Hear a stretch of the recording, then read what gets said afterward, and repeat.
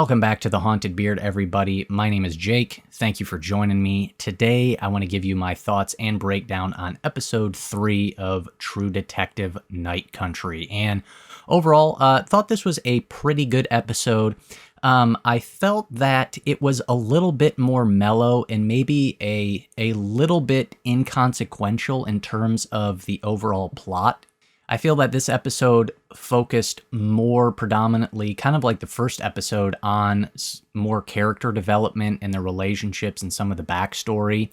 And while we do get some plot developments here, there are elements of it that didn't seem super consequential, although I guess I can't definitively say one way or the other because we're still obviously in the middle of the season, but overall still like the direction that the story is going, and overall still enjoyed the episode. But let me get into some more thoughts. Now, in terms of story development, what some of the things that we got going on here is very early on in the episode, we see Hank with a group of policemen and some other just local men out in the middle of the ice, as he's basically formed his own sort of militia or hunting party, whatever you want to call it, to go out and search for Clark.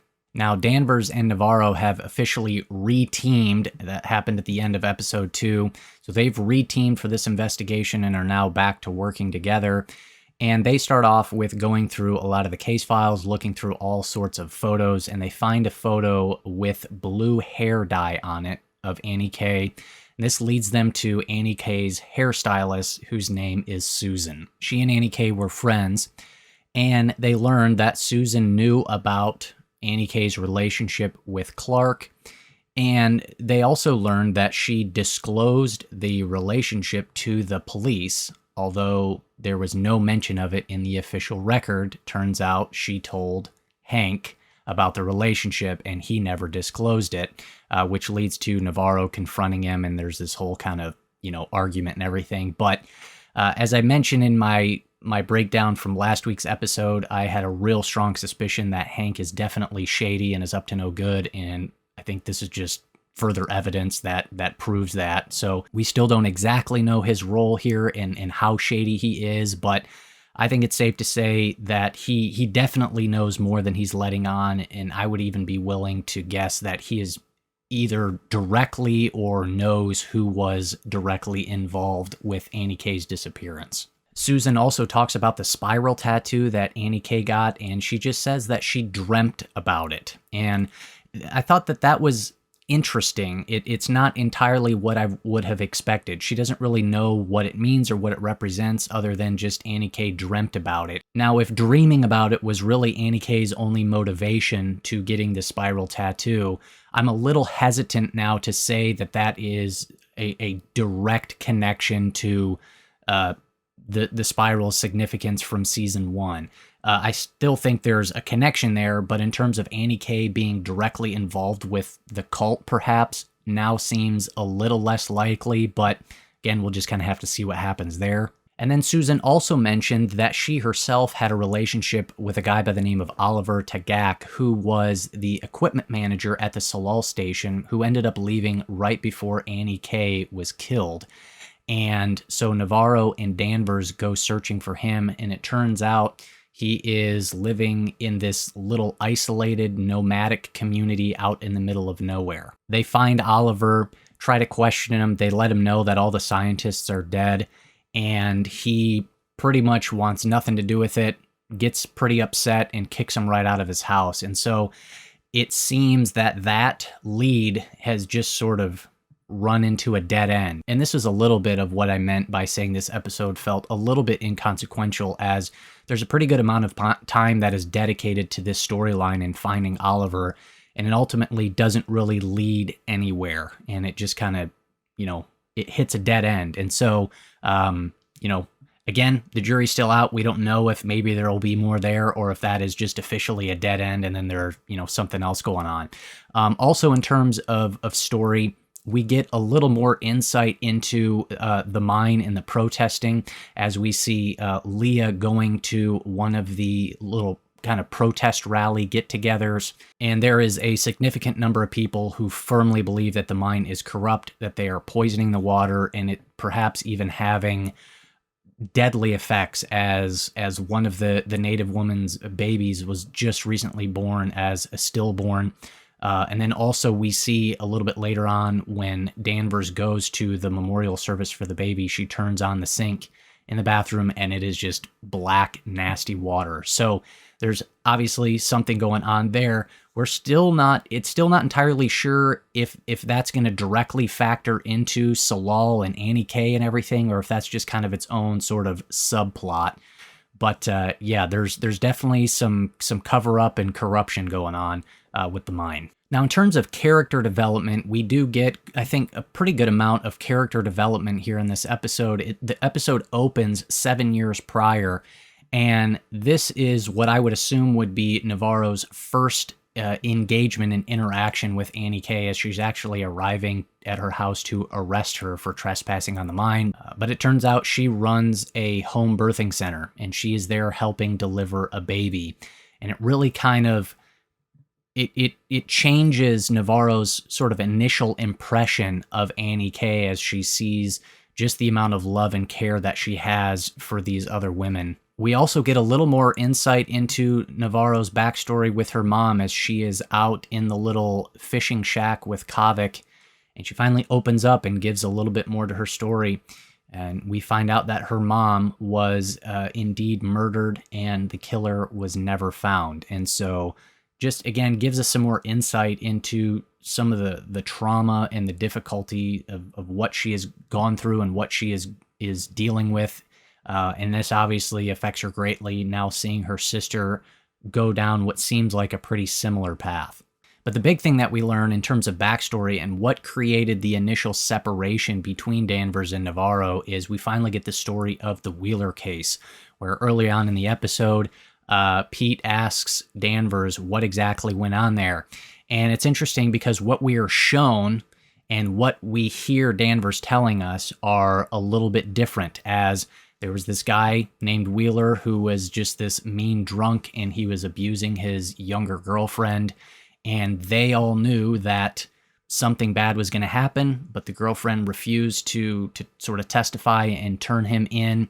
They showed up to his house one day. The girl was dead, and it was officially ruled a murder-suicide. However, in the flashback, we see that he's actually alive when Danvers and Navarro show up, but that's all we get. And so I think it's pretty safe to assume that one of them killed this guy. Who exactly it was, we don't know. And this is another thing that, while it's giving us interesting context and backstory, we don't really know if this has a larger role to play in the grand narrative of this season. Now, in addition to those things, we get some more supernatural developments, which again further cement the theory that something supernatural is clearly going on here. Now, for the most part, this episode was pretty light on supernatural activity.